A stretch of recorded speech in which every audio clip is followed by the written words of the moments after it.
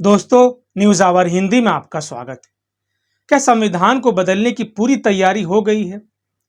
जिस संविधान ने दलितों को, ओबीसी को सम्मान के साथ जीने का अधिकार दिया, किसानों को, मजदूरों को, देश के गरीबों को अधिकार दिया है, उस संविधान को बदलने की तैयारी हो गई है। जिस तरह से आरएसएस और बीजेपी के लोग संविधान पर हमला बोल रहे हैं, उसे देखकर तो यही कहा जाएगा कि अंदर खाने में लगभग सब तय हो चुका है कि संविधान को बदलना है।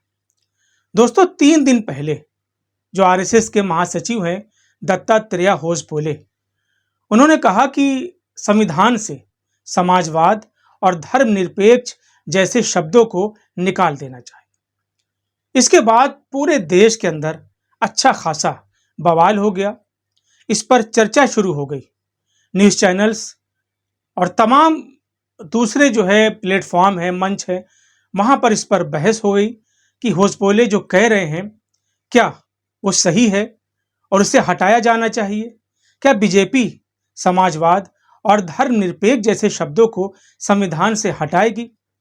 दोस्तों, ये चर्चा अभी खत्म भी नहीं हुई थी कि जो बीजेपी के मोदी सरकार के केंद्रीय मंत्री हैं और मोदी के बहुत करीबी माने जाते हैं प्रहलाद जोशी, उन्होंने संविधान पर बात बोलकर नया हंगामा खड़ा कर दिया है।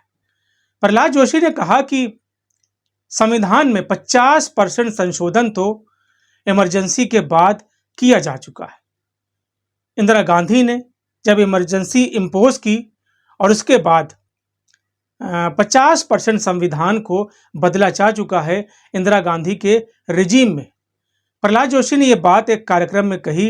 आप टाइम्स ऑफ इंडिया की ये खबर देख लीजिए, आज की खबर है 50% constitution changed after emergency was imposed. तो दोस्तों, प्रहलाद जोशी सीधे सीधे कह रहे हैं कि जो संविधान में 42वां संशोधन हुआ उसमें 50% संविधान की चीज़ों को बदला जा चुका है, इंदिरा गांधी ने अपने रिजीम में बदला है।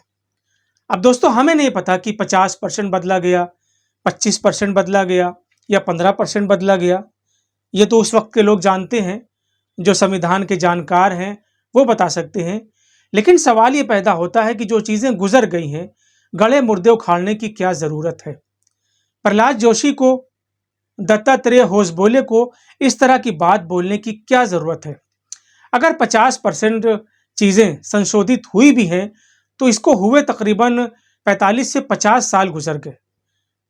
पब्लिक में, सार्वजनिक मंचों पर आप देखेंगे इस पर कोई भी चर्चा नहीं होती।